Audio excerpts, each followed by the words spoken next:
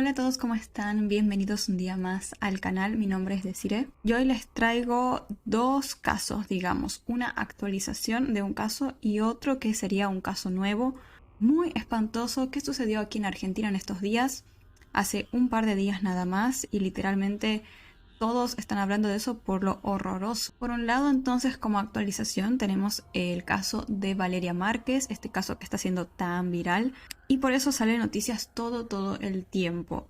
Recientemente se filtraron nuevas informaciones sobre cómo era la vida de la joven y la relación con sus amigas, sobre todo con Vivian, que es una de las amigas más sospechosas, digamos. Nueva data que nos podrían llevar a entender mucho mejor cuál pudo haber llegado a ser el móvil del crimen. Y por otro lado está el caso de la masacre de la familia de Villa Crespo. Un caso espantoso que, como les dije hace unos minutos, sucedió aquí en Argentina hace unos días, en Buenos Aires más específicamente, en donde apareció una familia de 4 miembros, un matrimonio y 2 hijos, muertos todos en su departamento. Al principio era todo muy misterioso, nadie entendía nada, quién había hecho semejante horror, pero después las investigaciones, que fueron muy rápidas, llevaron a descubrir casi que toda la verdad, les diría. Ya digamos que está todo prácticamente confirmado. Así que, por ende, podríamos hablar de un caso resuelto en un 95% más o menos. Antes de comenzar, me gustaría comentarles que al video anterior no lo pude hacer en estreno a la final porque no podía estar en ese momento con la compu, es decir, viendo el estreno básicamente. Por ende, no pudimos hacer nuestro objetivo de un super chat de 1000. Así que vamos a continuar con ese objetivo durante este estreno, que ojalá sí lo pueda hacer en estreno y si no, va a seguir en el próximo estreno. Pero básicamente tenemos el objetivo de alcanzar un super chat / super gracias, como ustedes lo conozcan porque es medio que lo mismo, de 1000 pesos argentinos, y la persona que lo done, es decir, que lleve, que cumplamos el objetivo, se va a llevar un saludo especial en el próximo video. Y también todas las personas, digamos, que den ese super chat, no es que solamente la primera se va a llevar el saludo. Como siempre, al final del video les van a estar apareciendo imágenes de niños y adolescentes que se encuentran desaparecidos hoy en día en Argentina para que los puedan ver, porque un poco de difusión nunca está de más. Y finalmente, antes de comenzar, me gustaría comentarles que toda la información utilizada para realizar este contenido proviene de los medios de comunicación y de fuentes públicas.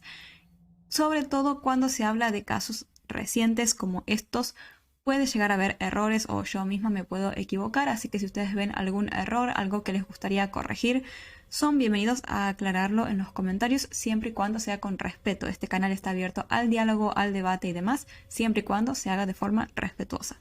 Ahora sí, sin nada más que agregar, comencemos.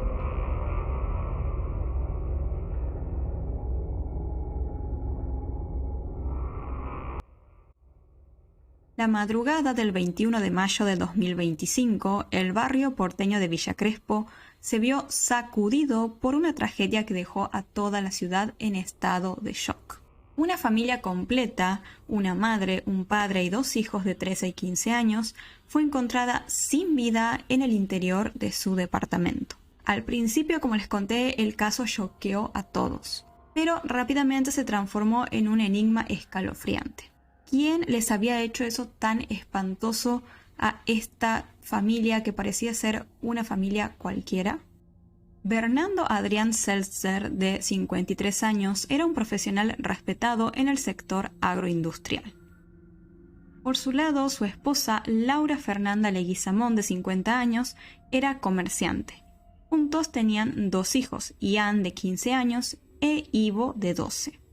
La familia vivía en el departamento sexto A de un edificio ubicado en el barrio porteño de Villa Crespo. A simple vista eran una familia común, activa en redes sociales y con una vida aparentemente feliz. No obstante, algo muy oscuro estaba creciendo en el interior de su casa.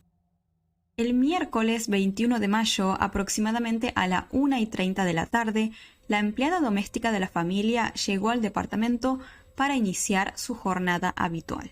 Al ingresar al departamento, la mujer se topó con algo espantoso. encontró el cuerpo sin vida de uno de los hijos en el pasillo de entrada, rodeado de sangre y con evidentes heridas en su cuerpo. La empleada de inmediato llamó a la policía y reportó básicamente lo que vio, que encontró a un niño sin vida. No obstante, al llegar, los oficiales descubrieron que la situación era muchísimo peor, pues los cuerpos sin vida de los otros 3 miembros de la familia se encontraban en diferentes habitaciones del departamento. Todos presentaban heridas de arma blanca, es decir, que habían sido atacados con un cuchillo o algo similar. Miren, por acá podemos ver lo que sería como el croquis, este plano, digamos, que se hizo mostrando las ubicaciones exactas de los cuerpos. En lo que sería como el comedor, lo primero que uno ve cuando entra, se encontraba, como ya vimos, el cuerpo de uno de los niños. Por otro lado, el cuerpo del otro hijo de la familia estaba en su cama dentro de su habitación, el cuerpo de la mujer en el baño y el del hombre dentro de la habitación de los padres, también en su cama. La situación era claramente espantosa, así que de inmediato comenzaron las investigaciones. La puerta del departamento, cuando llegó la empleada, estaba cerrada con llave desde adentro y no habían signos de robo ni nada por el estilo. Además, se encontró una carta, una especie como de nota, digamos, escrita a mano en la cocina, con un texto bastante incoherente. Parecían ser como palabras sueltas que no tenían mucho sentido en sí. Miren, por acá podemos ver una foto de lo que fue esa carta.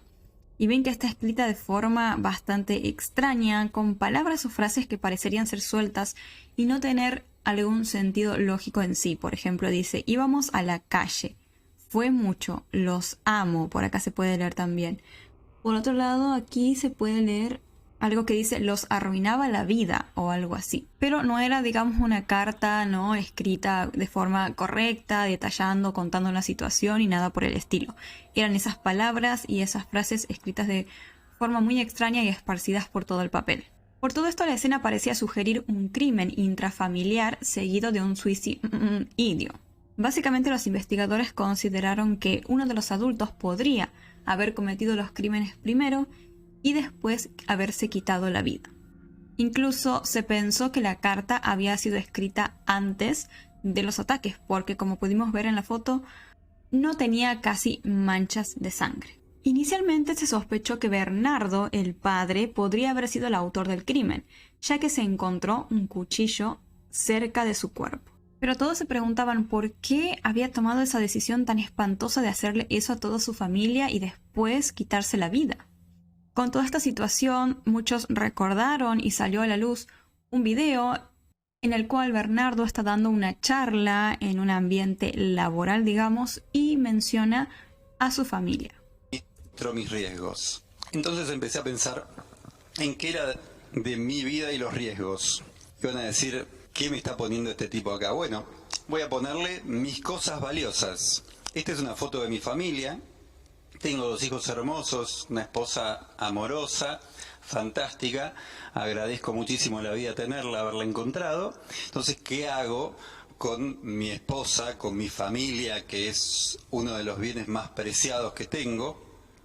Esto que he logrado formar, me comporto como hay que hacerlo para que no me suceda a mí lo que le sucede quizás a la gente de la farándula, que las vemos en televisión habitualmente, que cometí un error, no sabía que me estaban grabando. Para no correr con ese peligro, no corro el riesgo, no arriesgo nada que no quiera perder, no quiero perder mi familia, por ende no la arriesgo, me comporto como tengo que comportarme. Como ven, el hombre hablaba muy lindo de su familia, de su esposa, de sus hijos. Decía que eran su bien más preciado, que quería protegerlos a toda costa, básicamente. Y esto aumentaba mucho más estas dudas, estas preguntas. ¿Por qué este sujeto cometió ese crimen tan espantoso contra las personas más importantes de su vida? Todo el mundo se preguntaba eso hasta que los primeros peritajes revelaron que el hombre estaba dormido cuando fue atacado y no presentaba heridas defensivas. Recordemos en el gráfico que les mostré que figuraba que su cuerpo había sido encontrado en la cama, lo cual lleva a que tenga bastante sentido el hecho de que él estaba durmiendo cuando fue atacado. Por esto comenzaron ya a querer descartar a Bernardo como el autor de los crímenes. Y si no fue él, entonces ¿quién quedaba? Laura, su esposa y madre de los niños. Laura fue encontrada, como vimos, en el baño del departamento y tampoco tenía signos de defensa, lo que indicaba claramente un posible suicidio. Y claro, ustedes se estarán preguntando, bueno, pero en el caso del hombre tampoco se encontraron signos de defensa. Y no, pero la diferencia estaba en que las investigaciones mostraron que Bernardo se encontraba durmiendo cuando fue atacado, estaba en su cama y todo. En cambio, Laura fue hallada en el baño. Además, la carta encontrada coincidía con su letra y su forma de escribir. Pero esto habría una nueva pregunta más. ¿Por qué esta mujer le haría esto tan espantoso a su propia familia, a sus propios hijos? La realidad era que Laura había sido diagnosticada con una patología psiquiátrica 2 años antes y estaba bajo tratamiento.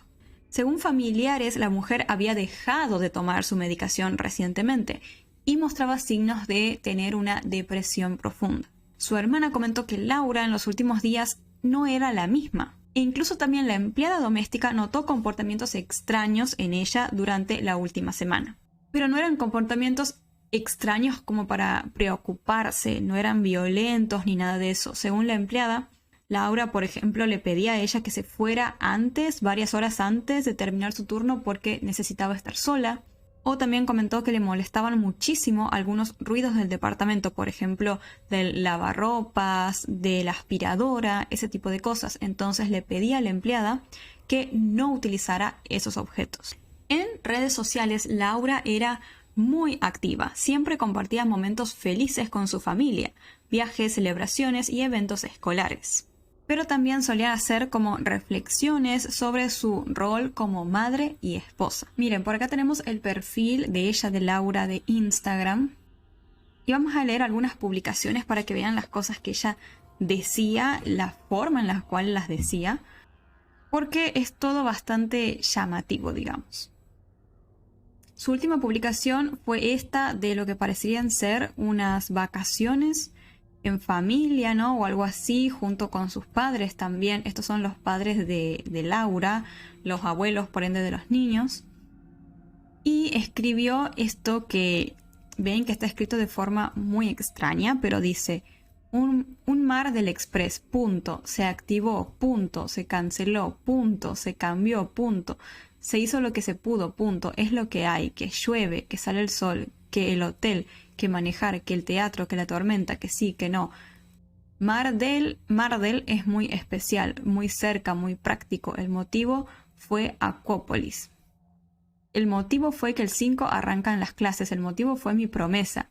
Más valijas, más sillitas, lonita, tejito, palita, mates, más sueños, más mucha atención. Acá estamos, acá nos vamos. Hasta me encontré con la Gris, algo así, con la Gris y Nelly. ¿Qué punta mogotes? ¿Qué Ricardo de punta pisas? Y Moria, explícame esa dicción y energía arriba del escenario.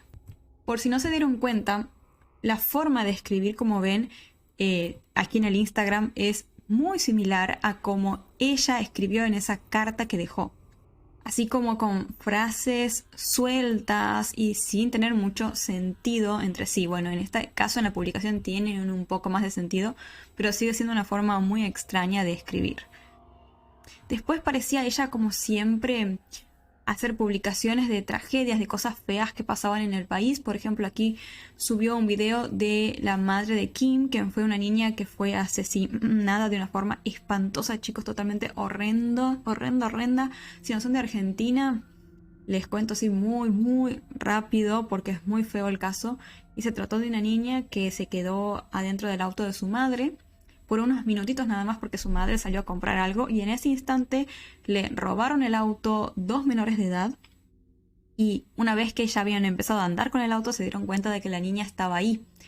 Ahí hubo una situación como, no sé muy bien cómo fue, sin forcejeo, sino la quisieron como sacar del auto a la fuerza o algo así a la niña, pero la cuestión es que ella quedó como atorada a una parte del auto y falleció por ser arrastrada, ¿entienden? O sea, no...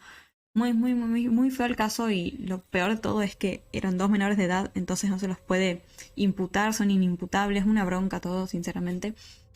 Entonces parecía que a ella le llegaban mucho esos casos, porque tiene varias publicaciones donde sube cosas así como feas o peligrosas, ¿no? Que sucedían en la Argentina.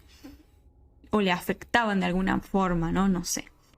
Pero también tiene este tipo de publicaciones en donde parecería como expresar que no se sentía cómoda o feliz con su vida como madre, digamos, ¿no? Y ama de casa y ese tipo de cosas. Porque puso 366 días al año con los chicos, 50 años y entera, con sueño hace 15 años. Y esta frase es muy particular porque su hijo más grande tenía 15 años. Y ella dice con sueño hace 15 años, como que no duerme hace 15 años. Pero acá estoy, firme junto al pueblo. Siempre les digo a mis hijos, qué bueno, nací en Lanús y no me ahogo en un vaso de agua. Por acá justo acabo de encontrar un comentario que dice, tenía sueño hace 15 años, o sea, desde que nació su primer hijo. Nadie se daba cuenta de que esta mujer no estaba ubicada en su rol de madre. Tiene otras publicaciones más viejas. Esta es, por ejemplo, del 23 de diciembre del 2024. Bueno, no es tan vieja, digamos, pero tiene unos meses. En donde subió una foto de su hijo. Pobrecito, o sea, me destroza el corazón ver esto, honestamente. O sea, como...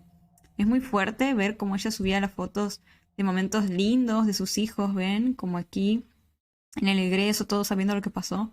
Es muy fuerte. Pero lo curioso es que aquí ella escribía mejor, ¿ven? O sea, no mejor, sino como más normal, entre muchas comillas, porque puso simplemente egreso de Ivo. No ponía esa cosa larga con puntos y frases extrañas. Lo mismo en esta otra foto que subió. Bueno, aquí puso Luján, nada más, nada extraño.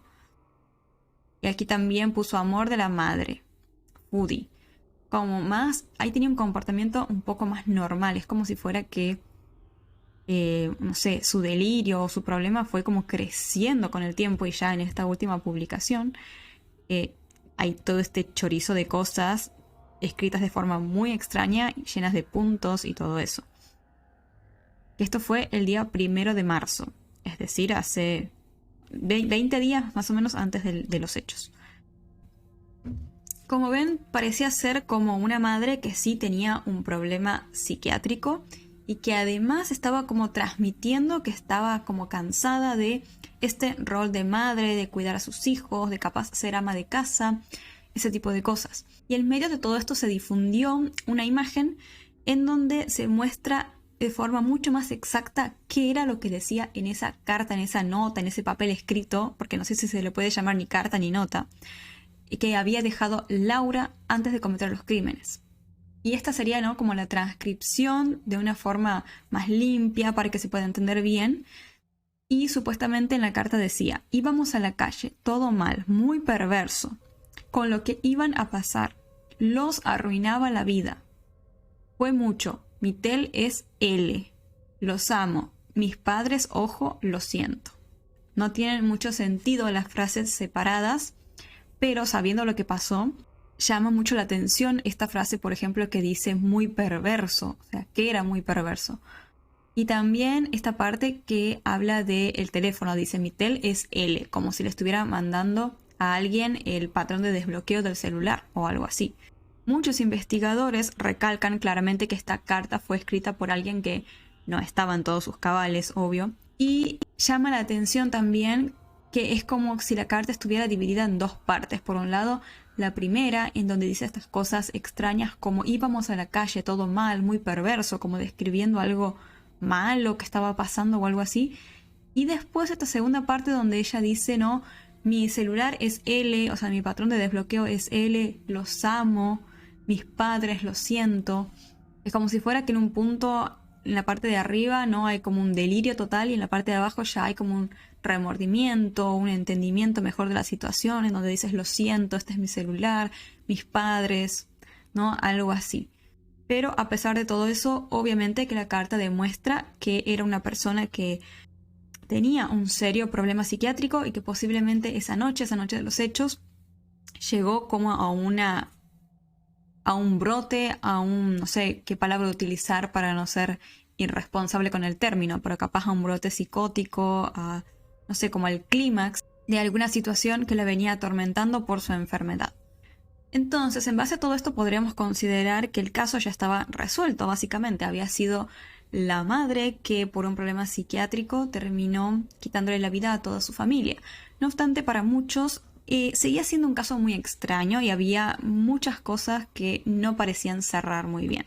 Por ejemplo, varios vecinos declararon que ellos no escucharon gritos ni nada de eso ese día. Un vecino dijo que sí escuchó gritos de una mujer, ¿no? Como que parecía ser que fue ella la que más gritó, pero llama mucho la atención que los niños no hayan gritado, no hayan hecho algún sonido, algo, o que no se hayan podido defender mejor. Eso pensaban muchos también, porque el padre, bueno, estaba como dormido, digamos, ¿no? Por ahí cuando pudo reaccionar ya estaba muy herido y no pudo defenderse. Pero los niños, o sea, hay que tener en cuenta que uno de ellos tenía 15 años. Algunos dicen que ellos pudieron haberse intentado defender y que incluso podrían haber tenido hasta más fuerza que la mujer. Pero por otro lado hay otras personas que comentan que cuando una persona está en este brote, digamos, así desacado, tiene como una fuerza descomunal. Y la madre quizás estaba como súper decidida a hacer lo que tenía que hacer y fue con tanta brutalidad, le quitó la vida a sus hijos que no pudieron ni terminar de reaccionar los pobres. Y también hay que tener en cuenta que ellos estaban viendo a su madre atacándolos. O sea, por ahí ni siquiera caían en cuenta que era su propia madre, literalmente, que los estaba atacando. Además, otros se preguntaban si realmente alguien puede quitarse la vida de la forma en la cual Laura lo hizo, porque recordemos que ella se acuchilló a sí misma.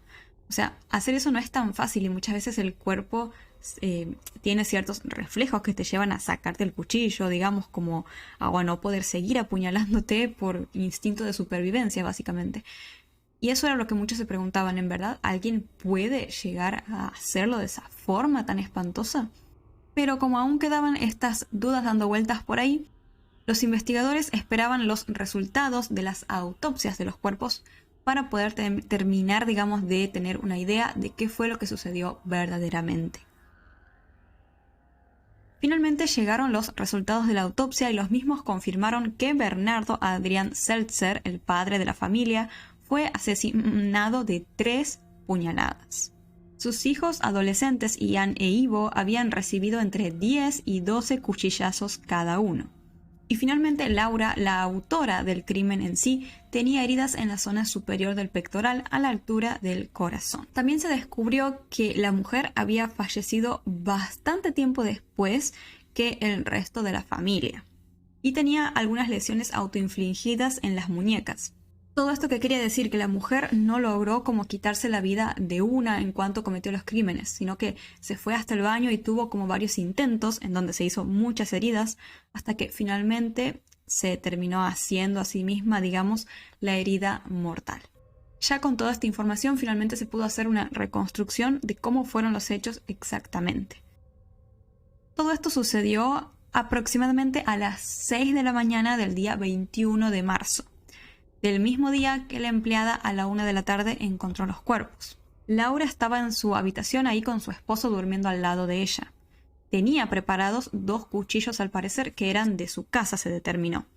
Primero la mujer tomó uno de los cuchillos y le quitó la vida a su marido casi de inmediato. Se cree que Laura le hizo esto primero a su marido porque era el que tenía más fuerza, digamos, y el que más podría haber hecho algo para evitar los crímenes.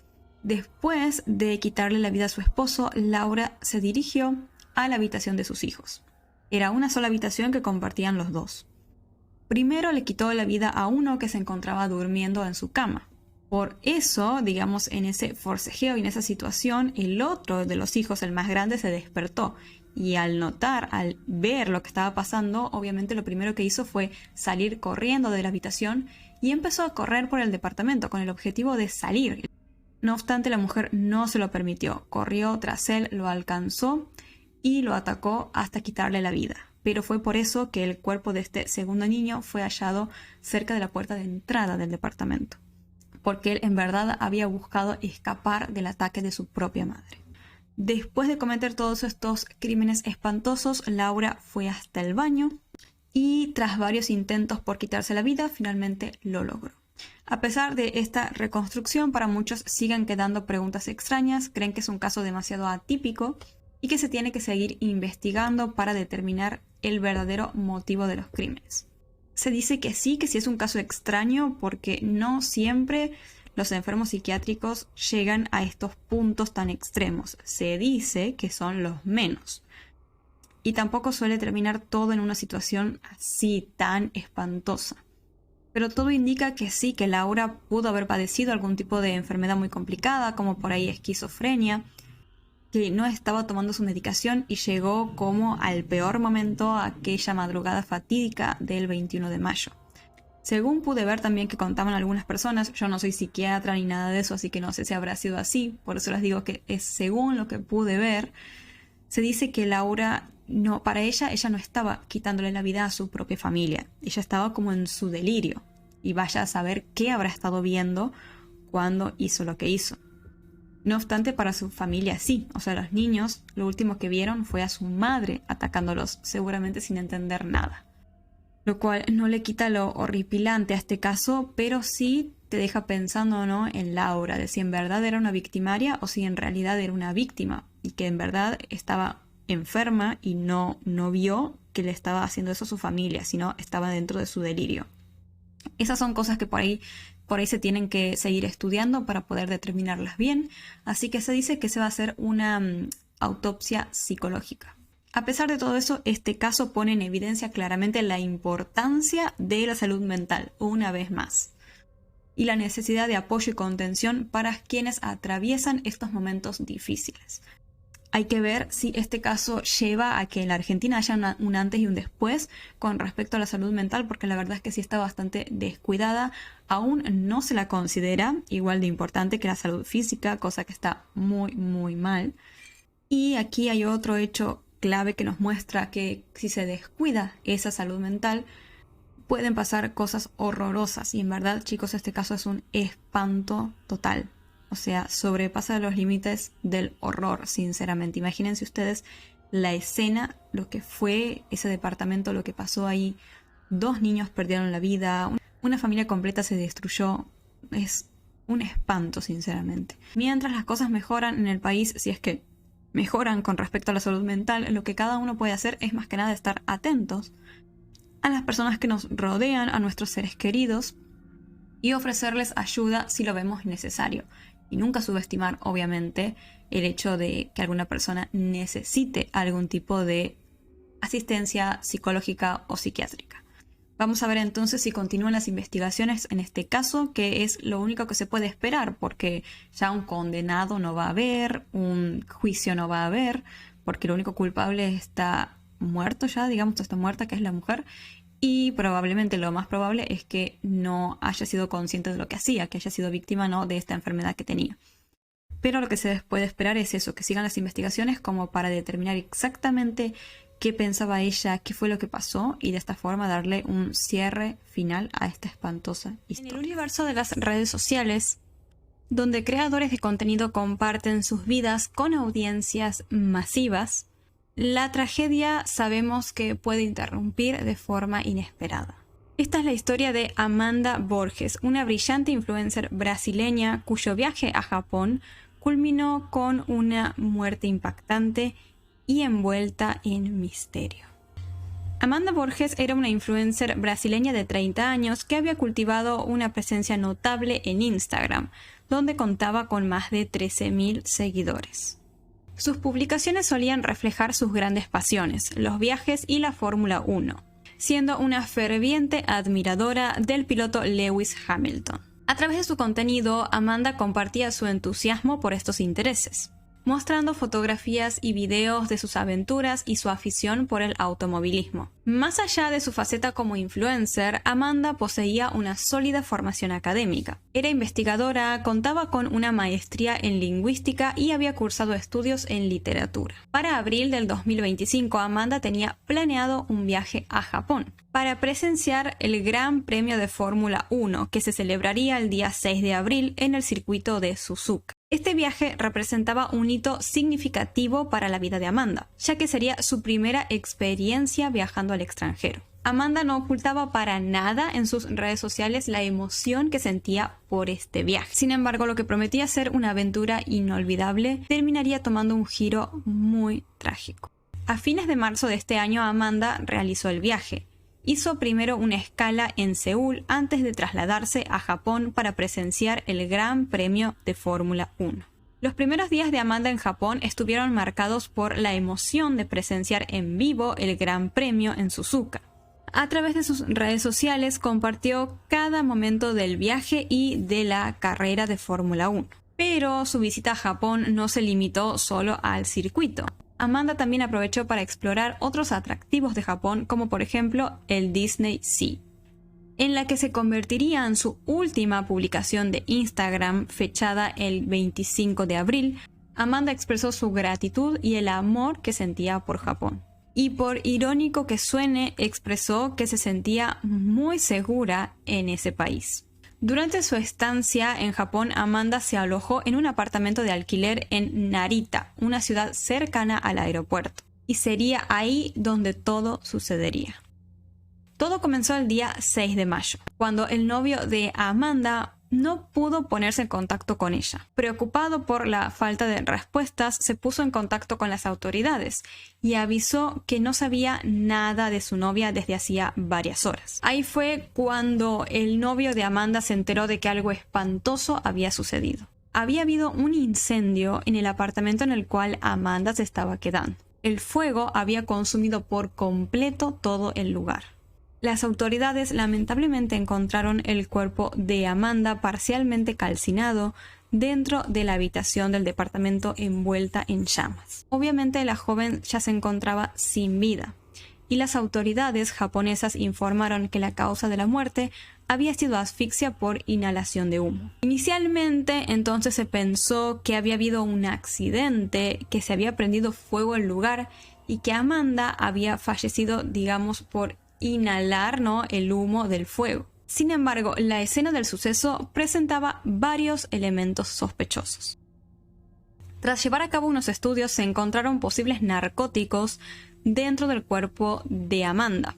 Además, faltaban en el departamento algunas de sus pertenencias personales, como por ejemplo su bolso, su teléfono celular, joyas y dispositivos electrónicos, lo que sugería fuertemente la posibilidad de que antes del incendio hubiera habido un robo. Luego, su familia dio aviso de que el cuerpo de Amanda también presentaba signos de asfixia, lo que alimentó las sospechas de que la joven podría haber sido asesinada de esta forma por una tercera persona antes de que se iniciara el fuego.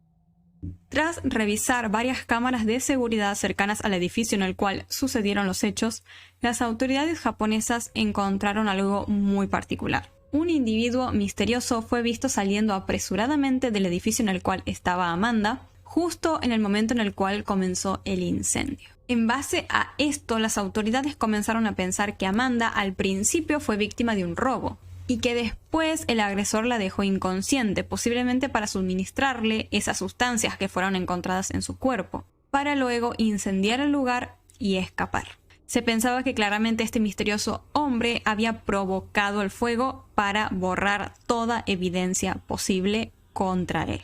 Más tarde, expertos en criminología señalaron que el modus operandi de este sujeto, es decir, primero robarse pertenencias, administrar sustancias y después intentar ocultar todo mediante fuego, son tácticas propias de delitos premeditados y que no se debería descartar la posibilidad de que Amanda hubiera sido víctima de una red de delincuencia internacional.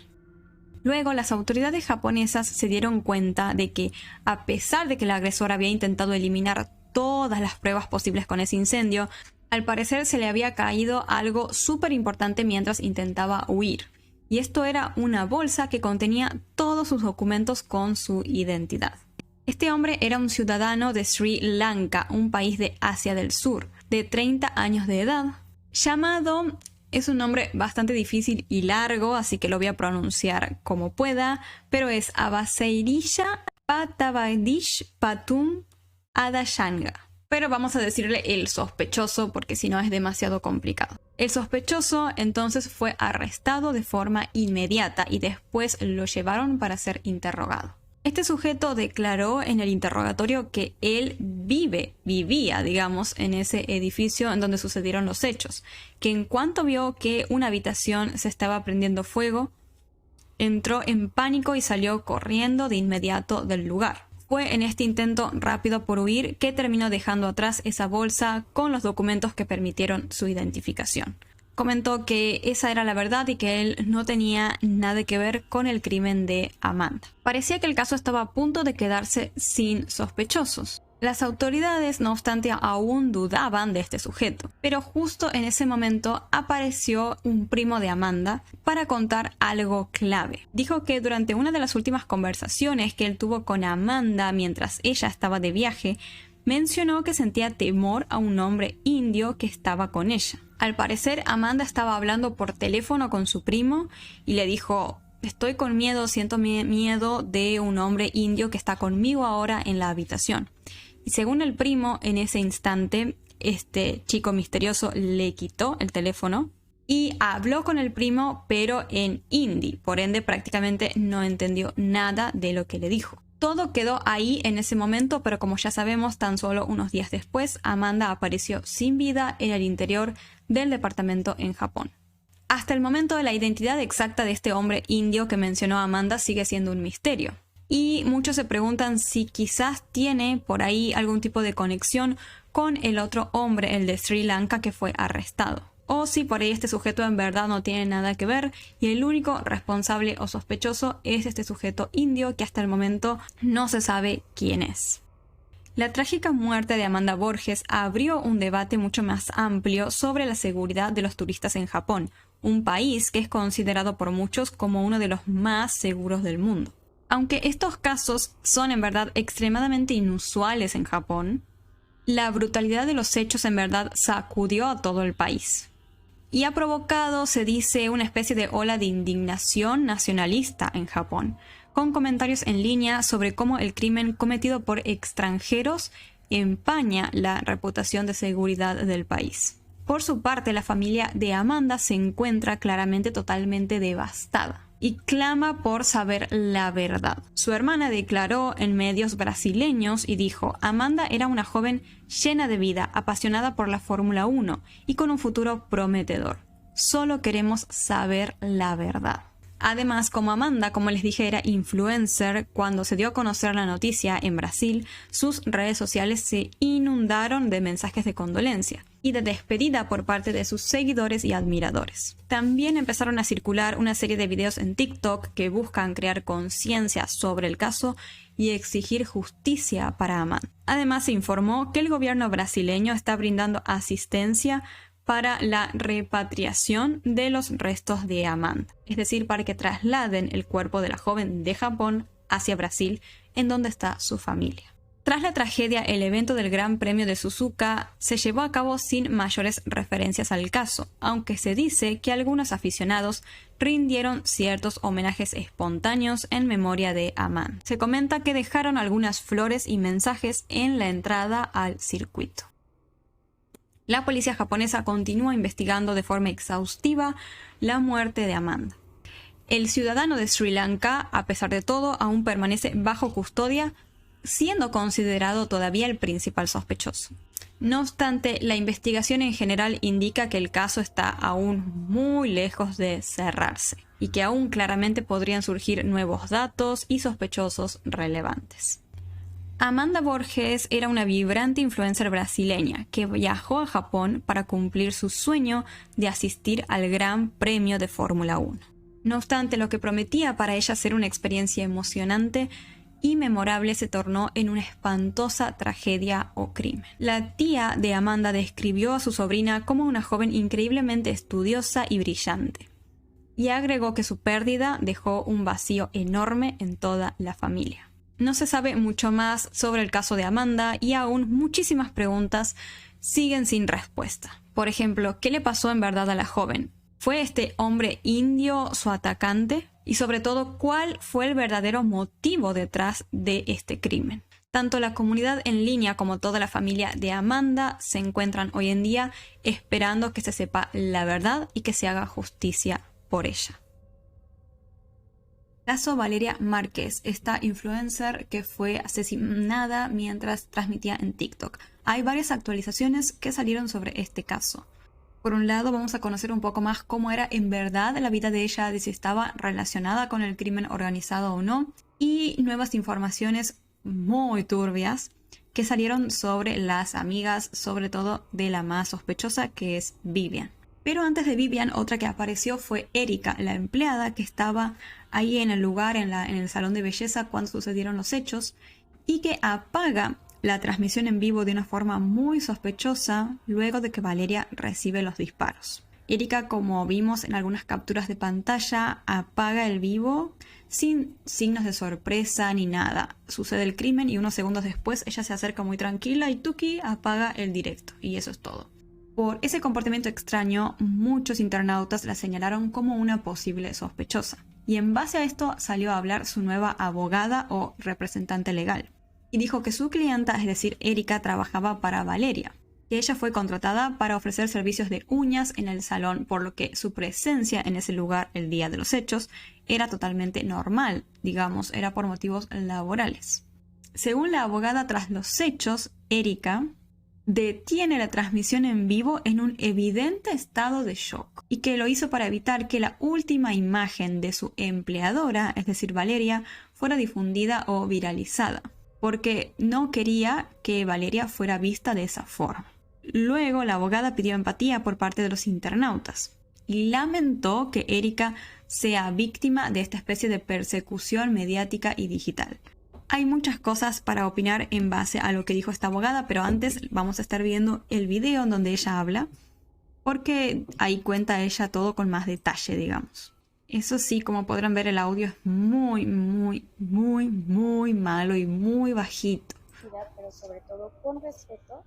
Ahí lo tengo al 100%, así que... de los lamentables hechos ocurridos el pasado 13 de mayo aquí en Zapopan, Jalisco, donde durante una transmisión en vivo, una joven influencer perdió la vida de forma violenta. Me parece muy lamentable, además de lo ocurrido, evidentemente, que el video donde a ella la arrebatan la vida, ella fue víctima de feminicidio y aún así está siendo difundida. La exposición en redes, la difusión de imágenes sin consentimiento y además los comentarios que incitan al odio y al linchamiento digital. Se nota muchísimo que está leyendo, ¿no? Porque está como que hace los ojos así. Digital de Erika constituyen formas de violencia. Estas formas de violencia no deben ser normalizadas, tampoco deben ser toleradas. Estas conductas que claramente... Está leyendo claramente, pero le agrega como énfasis así o diferentes matices a lo que dice. Eso hago yo también.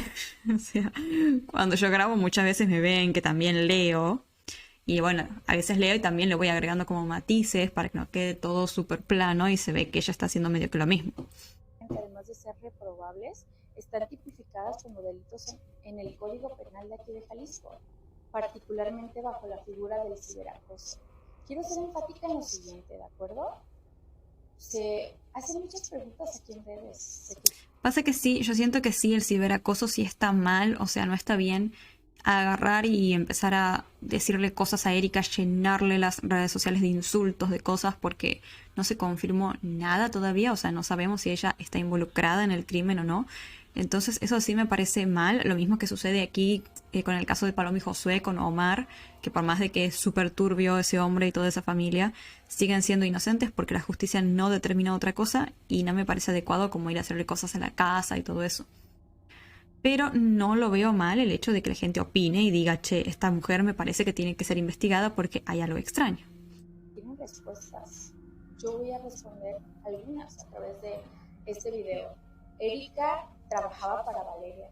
Ella fue contratada en el salón para ofrecer servicio de uñas. Su presencia en el lugar de los hechos obedecía exclusivamente a motivos laborales. Eso sí, creo que no lo cuestionamos tanto. O sea, se sabe que ella estaba ahí porque trabajaba ahí. El tema es la actitud que tuvo, no el hecho de que haya estado ahí. Tras los hechos, Erika fue la última persona visible en cámara, evidentemente en estado de shock. Ella, no sé, para muchos eso no es estado de shock. Decidió detener la transmisión con una única intención, la cual era evitar que la última imagen de su empleadora, la cual, repito, que fue víctima de feminicidio, fuera difundida o viralizada. El problema es, para mí, que fue tan rápido todo, o sea, es como que a Valeria le dispararon y ella a los pocos segundos va y apaga la transmisión, o sea, una persona en verdad procesa toda esa información ante una situación así de choqueante, porque hay que tener en cuenta que primero uno no entiende muy bien qué pasó, porque no es que vos estás diciendo, ah, sí, le dispararon, o sea, no, ves de la nada que pasa algo de golpe, con un sonido, con una situación espantosa, pero capaz no estás tan consciente por el shock y todo de lo que pasó en verdad, como para encima en tan poco tiempo procesar toda la información de decir, che, creo que voy a ir a apagar el vivo porque es cierto que ella estaba transmitiendo para que nadie la vea así. ¿Me entienden? Y es como que no tiene mucho sentido por ese lado. Es como que... Yo sé que hay 500 millones de formas de reaccionar y que cada persona es distinta, pero no siento que sea lo normal. Aparte, no sé, yo llego a estar en un lugar donde veo que le disparan a alguien, lo primero que hago es esconderme. O sea, antes de ir a apagar una transmisión de TikTok, ¿entienden?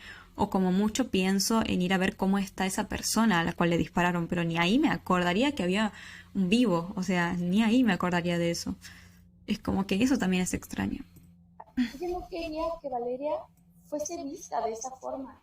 No obstante, tanto su imagen como la de Valeria han sido difundidas ampliamente. Las han convertido en objeto de morbo y de especulación. Desde ese momento, Erika ha sido víctima de persecución mediática y digital.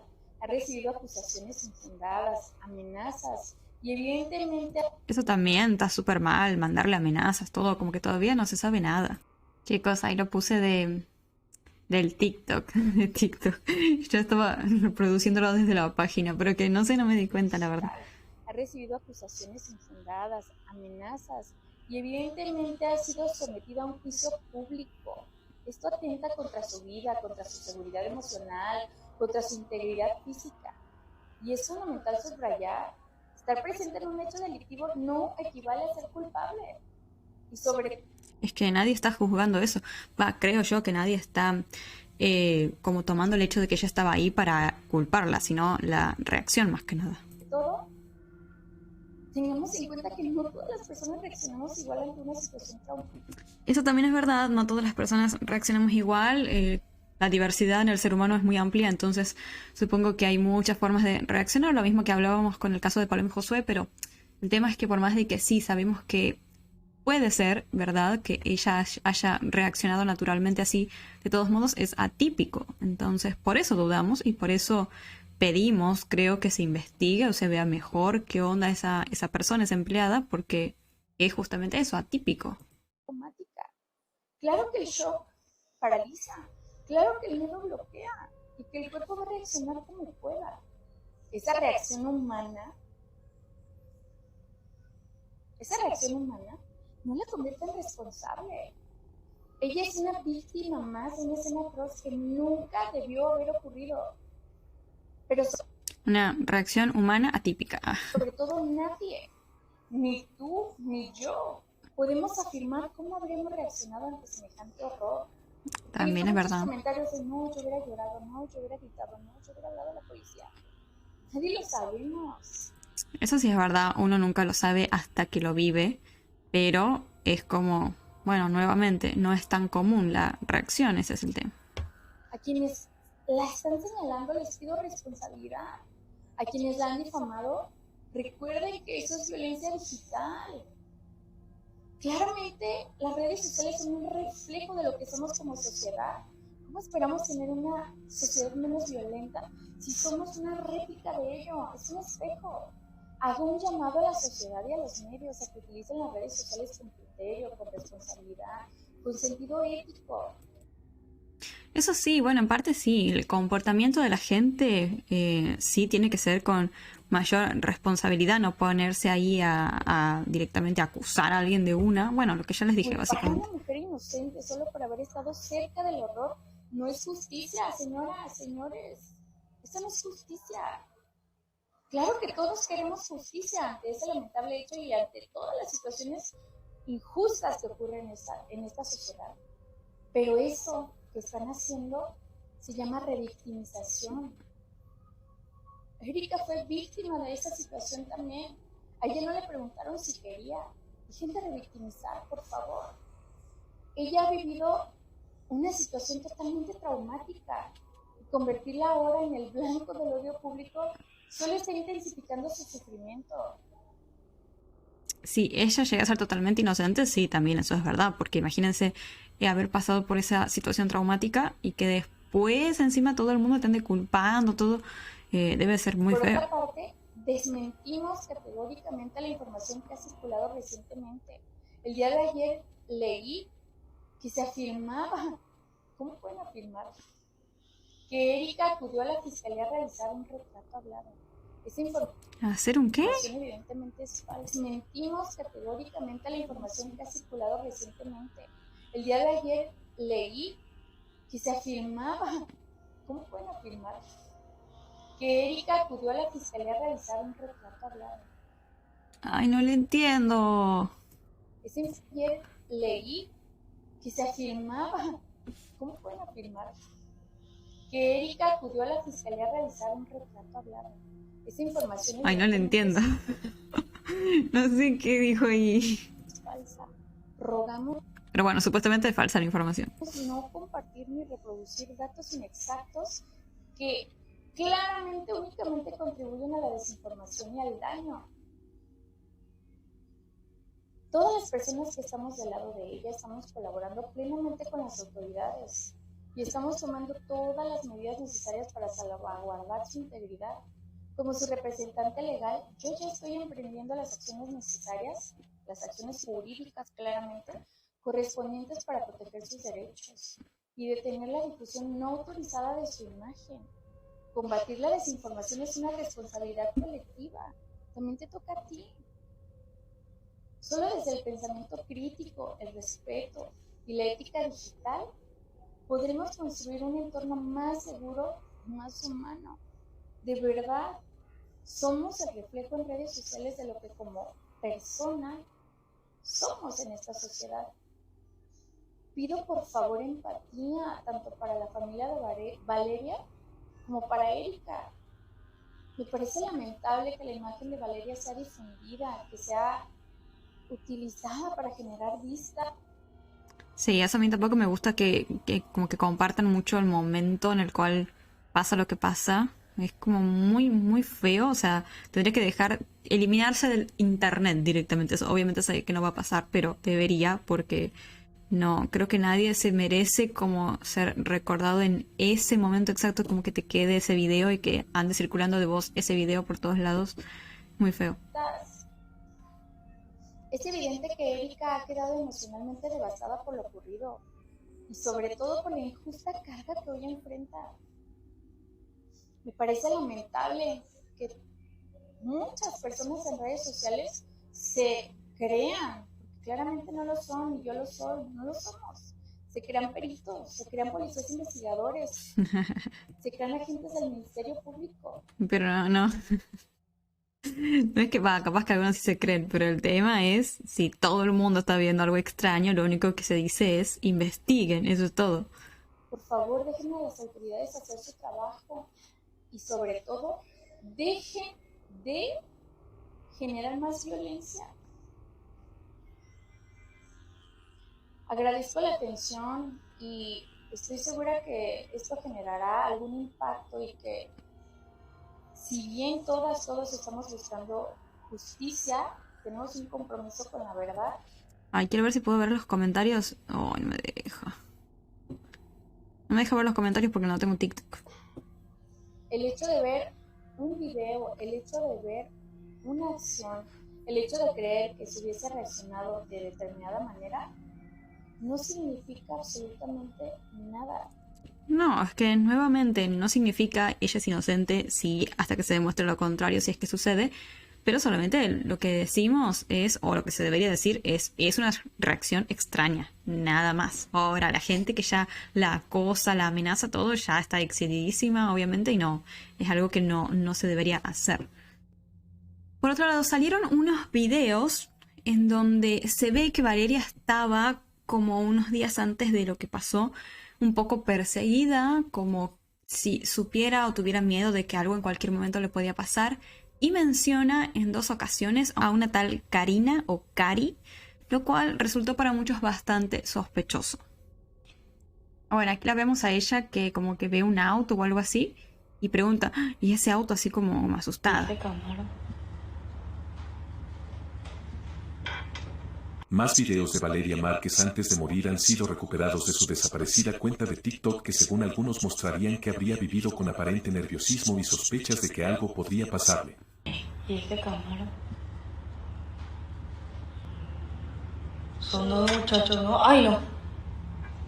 En otro momento también recibe una llamada que le llama la atención. Ahí está cuando les digo que llaman en realidad preguntando por una tal Cari o Karina, ¿no? Podríamos deducir que capaz era Karina por el apodo. ¿Quién habla? No, te equivocaste de número. ¡Cari! ¿Busca la Cari? Me dice, bueno, Cari. Y yo.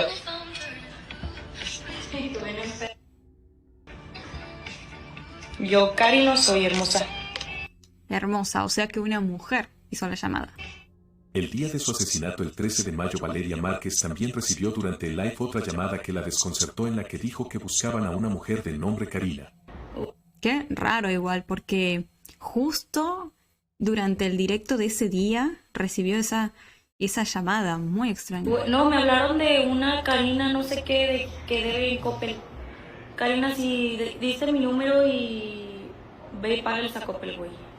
A raíz Claro, puede ser que sea eso que ella dice, como que capaz una tal Cari dio sin querer el número de ella en lugar del suyo y por eso la están llamando, o hay algo mucho más extraño detrás de eso. También dijeron que Valeria supuestamente durante el último tiempo había estado recibiendo amenazas anónimas en donde le decían que su muerte estaba cerca. Esta es fuente de los deseos, porque literalmente todos los lugares donde decía eso, ningún lado especificaba la fuente, ni de dónde lo habían sacado, ni quién lo dijo, nada. Así que vaya a saber uno si es verdad. Pero respecto a estas amenazas, hablando de Roma, digamos, muchos recordemos que decían que Valeria estaba involucrada con el crimen organizado, con los narcos, todo eso, que su exnovio era el líder del cártel no sé qué. Todo eso fue desmentido. Pero mucha gente siguió insistiendo en que Valeria andaba en algo extraño porque con solo 23 años ya tenía su propio negocio, su propio salón de estética, ubicado en una muy buena calle, y que ella andaba teniendo una vida lujosa y todo eso. Bueno, bastante de eso hablamos en el video anterior, vimos realmente qué subía ella a su Instagram, todo eso, vayan a ver ese video por si no lo vieron. Pero yo había comentado en ese video que para mí ella, Valeria, no era la dueña de la estética, sino más bien eran sus tíos, porque ella vivía con sus tíos. Incluso hay una foto en donde se ve como una red social de un supuesto tío, un poco extraño, pero bueno, y abajo hay como en el feed una fotito de la estética, como si fuera que él sería el dueño y subió ahí de su estética y cosas así. Entonces, para mí, en realidad los dueños eran los tíos. Pero salió a la luz nueva información que dice que Valeria contó en uno de sus vivos que hacía cómo había hecho para juntar la plata para poner su propio negocio.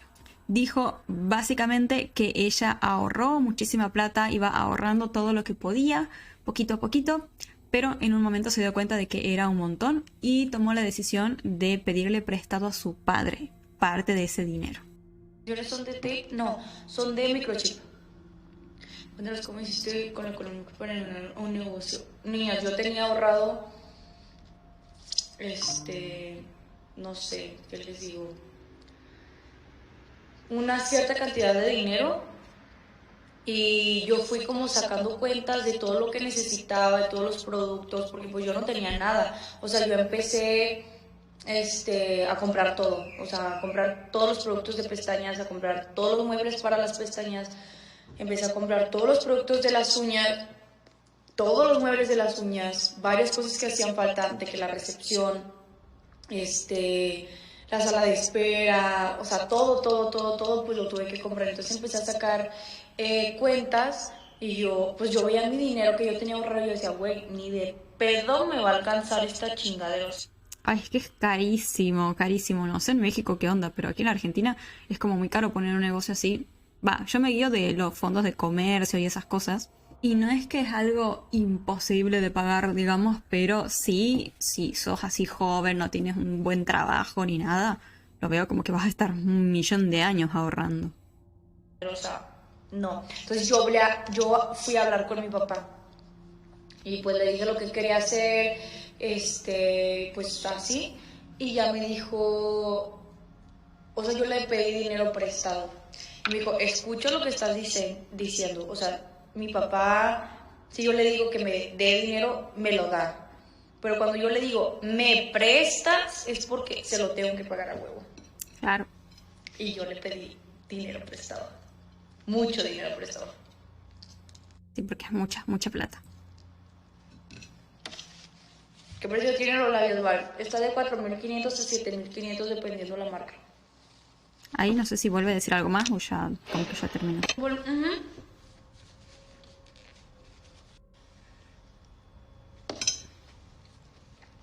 Tus versiones son a lo grande, porque lo más fácil es poner el negocio. Lo difícil es mantenerlo, aclientarte, o sea, no. Lo más fácil es ponerlo. Y también es muy difícil hacerlo andar y recuperar esa inversión, también muy difícil. Sobre todo con dinero prestado, o sea, un miedo me daría a mí. Literal. Bueno, yo tengo una amiga que ella puso su salón de estética, justo eso, específicamente. Pero la diferencia era que nosotras ya habíamos terminado la universidad, todo ella ya estaba con un trabajo fijo de su título, digamos, de lo que había estudiado desde hacía un par de años. Y fue juntando plata, juntando platita, hasta que compró un montón de cosas y se puso el salón de estética. También tenía la suerte de que la familia de ella tenía una casa que no usaban, entonces ella puso el salón ahí, así que por ese lado se le facilitó eso. Pero bueno, la diferencia es que, como les digo, estaba como en otra etapa de la vida. Ya había terminado la universidad, tenía su trabajo, todo. A diferencia de una chica capaz de 23 años que recién capaz estás terminando los estudios, todavía no conseguiste tu primer trabajo y todo. Pero bueno, si Valeria hace estos trabajos como de modelo, todo eso que ya vimos, y además le pidió mucho dinero prestado a su padre, veo más realista, obvio, que ella misma se haya podido poner su negocio. Y que no andaba con nada extraño ni del crimen organizado, ni nada de eso. No obstante, a pesar de que su padre al parecer le prestó esta cantidad de dinero tan grande, al parecer ella no se llevaba muy bien con él, según lo que contó. Dice que él no la apoyó en sus estudios y que además siempre mostró como preferir a otras mujeres antes que a sus propias hijas.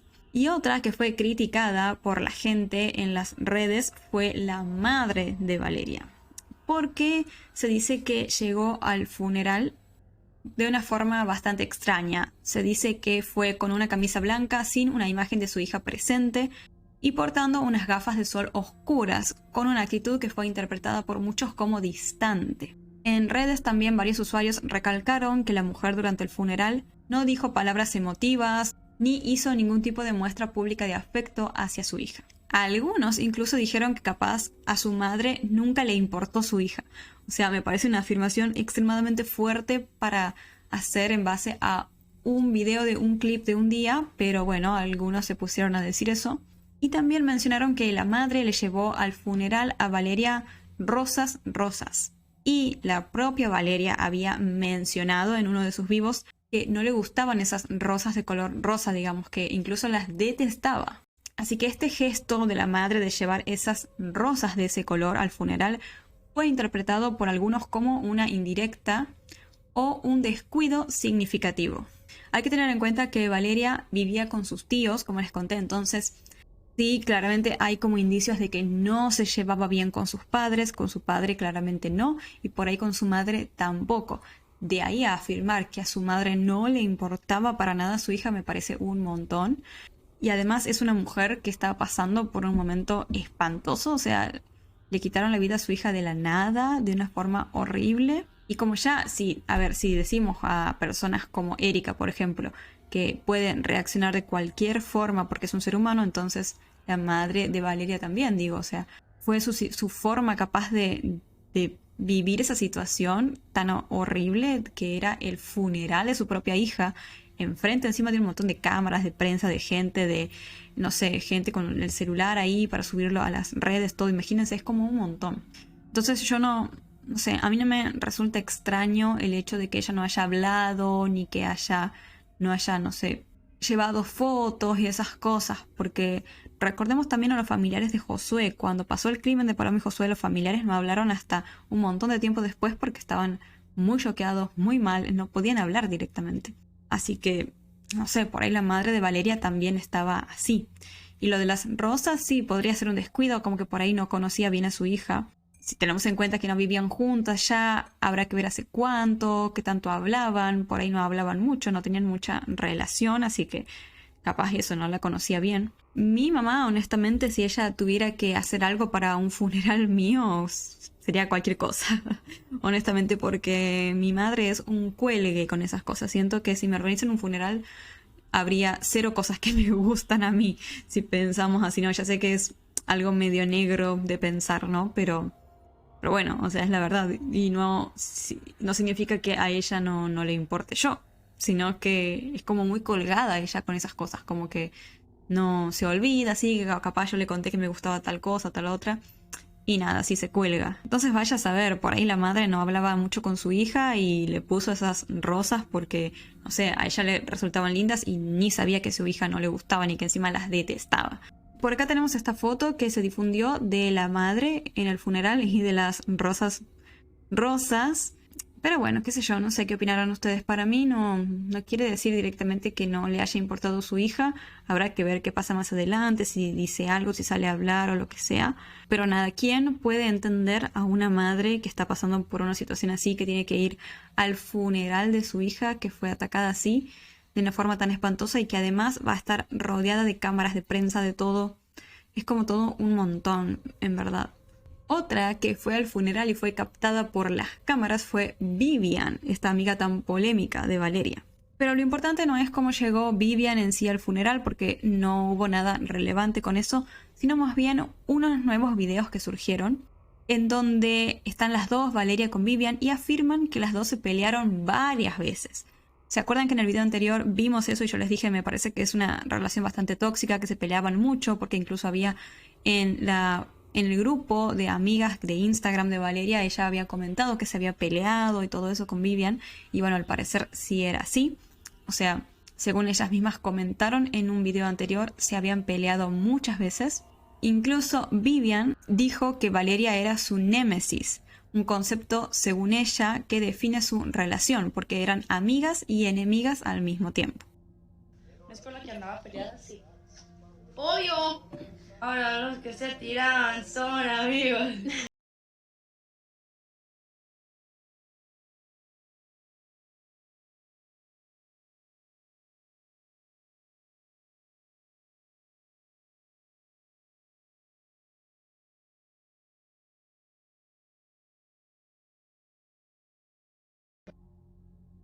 Claramente una relación de amistad muy tóxica. Y por si eso no fuera poco, salieron unas fotos, estuvieron difundiendo unas fotos en las que mostraron cómo era Vivian antes de conocer a Valeria y bueno, después, y lo iguales que eran. Bueno, vieron que igual les había dicho, habíamos comentado que las dos, Vivian y Valeria, eran exactamente iguales, eran como el mismo estilo de chica, de mujer, aspiraban al mismo estilo de belleza.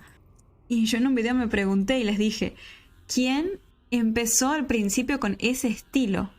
¿O se conocieron así? Esa era como mi pregunta, porque por ahí podía haber pasado eso, como que una empezó a vestirse, a arreglarse de esa manera, a operarse, a todo lo que involucra seguir ese estereotipo de belleza, y la otra la imitó. Y bueno, al parecer la que la imitó fue Vivian, porque salió esta foto que es supuestamente de ella antes de conocer a Valeria. O sea, es otro ser humano directamente. Y después está esta en donde las comparan, que se las voy a poner grande, me voy a tapar a mí misma, pero no importa, en donde las comparan y bueno, ahí podemos ver que son exactamente iguales. O sea, son exactamente iguales. Y pasó de esto a esto, literalmente. A pesar de todo eso, según la fiscalía, Vivian no fue a declarar, no está siendo considerada ni sospechosa ni persona de interés ni nada de eso, pero según se cuenta, ella está de forma localizable, es decir, no es que huyó, no es que se fue, no es que no se la puede encontrar, sabe exactamente dónde está, por si se la necesita para que vaya a declarar o lo que fuese. Finalmente, la última noticia que hay fue que están analizando, investigando ese ramo de rosas rojas, en esta ocasión, que llegó a la estética de Valeria unos días después del crimen, que tenía la palabra de perdón escrita. Todo esto ya lo hablamos en el anterior video, pero por si no se acuerdan o no lo vieron, se los muestro por acá. Es este ramo de rosas rojas que llegó, que ven que dice ahí perdón. Voy a ver si encuentro otra imagen donde se vea mejor. Ahí. Claramente se puede leer que dice perdón. Y bueno, se dice que están analizando, más que nada viendo si hay huellas. Bueno, huellas hay, pero más que nada ver si las huellas llevan a algún posible sospechoso. Cosa que no sé, porque como les digo, si alguien encargó este ramo directamente, pudo haber llamado y haber dicho, sí, quiero un ramo así que diga esto y que lo dejen en tal lado. Y nunca por ahí lo tocó al ramo directamente. Habría que investigar, para mí más que nada, quién hizo la llamada o el encargo o lo que fuese. Lo que sí llama mucho la atención de esto es que el ramo es de rosas rojas, que eran las que les gustaban en verdad a Valeria. No le gustaban las de color rosa, sino las de color rojo. Y algunas personas se dieron cuenta de que en su último video, en ese directo en el cual sucede todo, alguien le preguntó a Valeria qué rosas le gustaban y ella dijo que rojas. Y oh casualidad, unos días después de su crimen, llega ese ramo misterioso a la estética. Por ende, algunos internautas dicen que hay que investigar para ver quién hizo ese comentario durante la transmisión en vivo, para ver si es relevante o quizás una simple coincidencia. Vamos a ver si surge nueva información sobre este caso. Eso ha sido todo por hoy. Cuéntenme qué vienen opinando ustedes sobre todo este caso en sí. Si escuchan un ruido fuerte es porque justo está pasando el camión de la basura. Yo espero solamente que el caso de Valeria se resuelva. Por Dios, que no quede en la nada, porque en verdad qué bronca sería, y sobre todo qué bronca me da que no le estén prestando tanta atención a la amiga que tiene tantas cosas en su contra. Así que espero que se estén haciendo bien las investigaciones, porque sinceramente qué bronca que si este caso queda en la nada. Antes de irme les voy a mandar un saludo como siempre a todos los miembros del canal, y ellos son Mariela, Yamilei, Milanao, perdón si lo pronuncio mal, KL, Valeria Escobedo, Mercedes Polonia, Rosario Carnaval, Amaya. Se me sube la lista, así que voy a demorar, porque hay un bug, como que está bugueado YouTube. Y no lo arregla, pero YouTube demora 20 años en arreglar algo. Lucas Maidana, Guadalupe M, Alma Aguilar González, Maribel Granadeño, Luz Belis Concepción, Winona Waiters, Carolina Echavarría Palacios, Laila, Rebeca Guzmán, Pamela Sánchez, Ana Catalina Poz, Andrés Escobar MD, Laura Elena Garridos y Jacqueline Castellanos. Un beso enorme, muchas gracias por seguir apoyando este proyecto. Esto ha sido todo por mi parte el día de hoy. Por acá les van a estar apareciendo las imágenes de los niños y adolescentes desaparecidos en Argentina, como les comenté. Muchas gracias por ver este video. No olvides suscribirte al canal y activa la campanita de notificaciones para que YouTube te avise cada vez que suba un nuevo video si te interesan estos temas. Muchas gracias por verme. Ojalá hayamos conseguido el desafío del super chat. Si es que pude transmitir, va a estar en el estreno, hacerlo como tipo estreno, porque la vez pasada no pude, la verdad. Capaz que ahora sí, así que ojalá que sí. Y si no, bueno, la próxima vez será. Ojalá cumplamos el objetivo. Ahora sí me despido. Un beso enorme para todos y los veo la próxima.